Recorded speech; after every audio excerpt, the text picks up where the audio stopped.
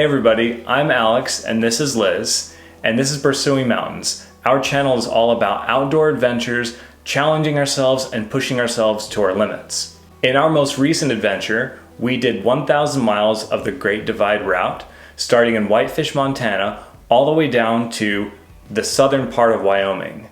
We had a lot of people request that we talk about the gear and the bikes that we brought with us, and that's what we're here to talk about today.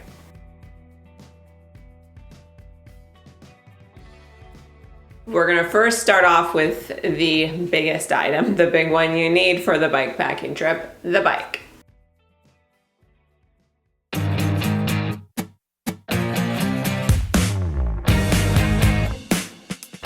So we have my bike here. Alex's bike is over in the corner right here. You can see a little bit of it in the frame. We both opted for the same bike for the most part. We both opted for the Salsa Fargo Tiagra.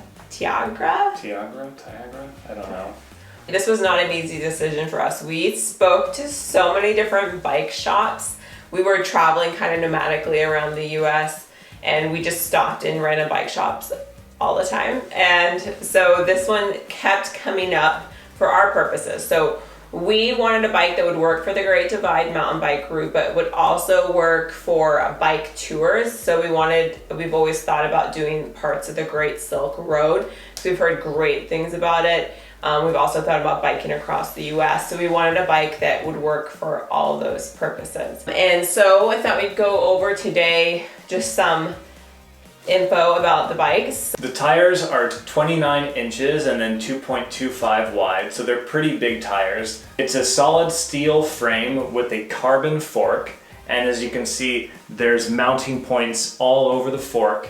Liz's bike had the 1x11 drivetrain with hydraulic disc brakes because that was the only one with a small frame size that we could find. I had the 2x8 drivetrain and just mechanical disc brakes. When we were first looking for bikes, we were just completely sticker shocked by how expensive they were. We had only purchased really cheap bikes before, like the most expensive was like $125 or $200 something. And so when we saw the prices for these, we were like, whoa, I could never imagine spending that much for a bike. But we decided to go for it. We did a lot of research, but we also had extremely limited options. We purchased these a week before we left on our Great Divide mountain bike route.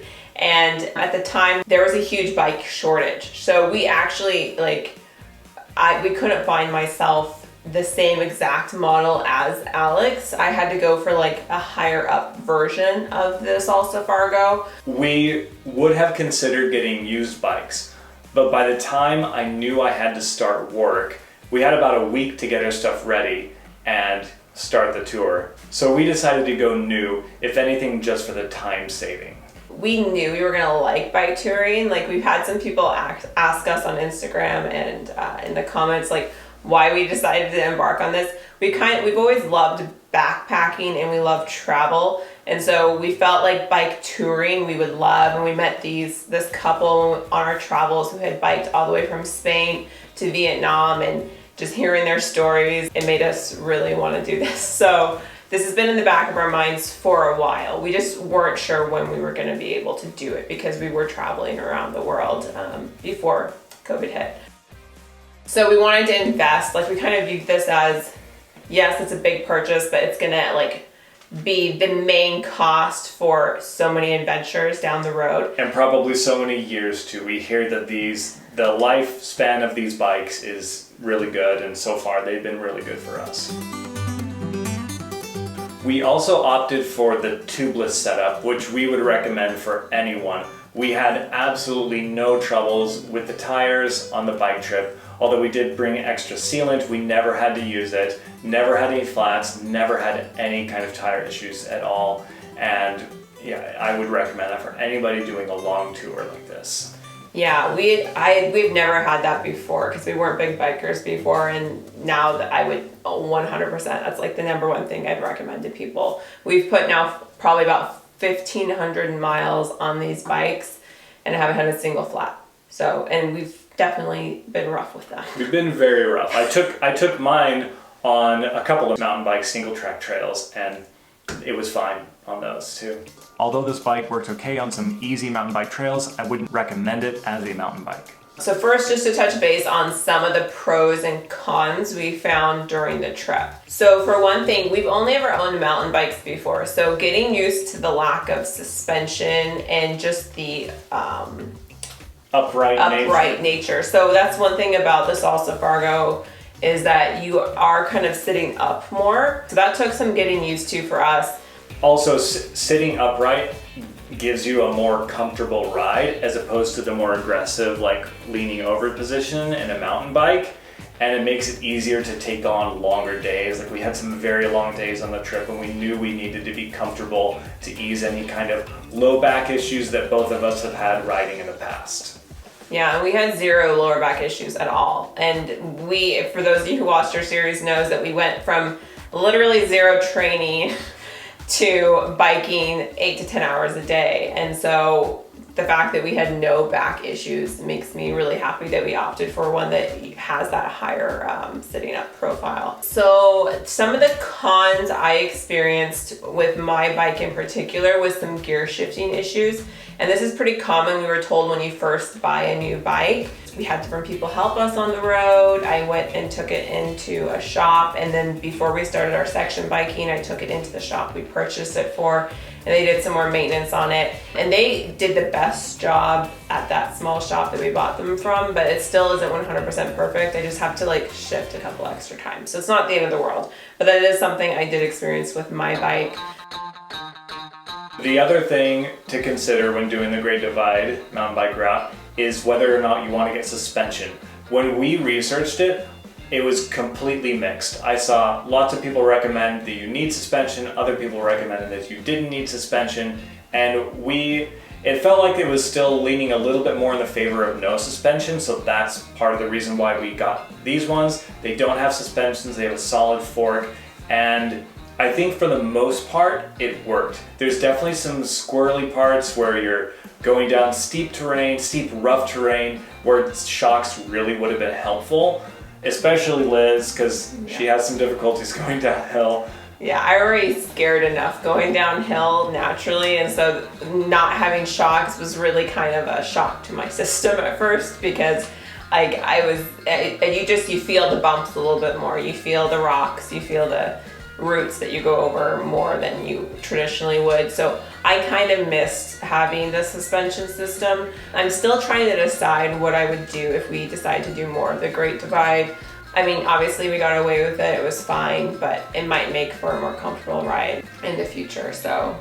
For those of you who've done the Great Divide, what do you think? Is it better with suspension or without suspension? Let us know in the comments. Another thing to consider when buying bikes is whether you want to go clipless pedals or not. We've never used those before, so we decided a week before a bike trip was not the right time to try it out. So, especially considering, like, I know that when you're first getting used to them, it's common to like get injured because you fall and you forget to turn your foot the right way when you're trying to get your foot out of the pedal. So we decided not to do that. We figured it would be safer.